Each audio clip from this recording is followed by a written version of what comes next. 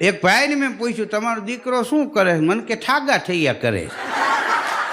હવે આ ગામડાનો દેશી શબ્દ છે. મેં કીધું આ ઠાગા થૈયા એટલે? તો મને કે નોકરી કરતો તો હમણાં મને કે બાપુજી ઘરનો ધંધો કરવો છે, એ કે ₹1,00,000 આપો. તો કે મને એમ થયું ઘરનો ધંધો કરતા હોય તો સારું, કે ₹1,00,000 મેં એને આપ્યા, તે 6 મહિને 1,30,000 મને આપ્યા. મને એમ થયું 30,000 તો કમાઈને દીધા.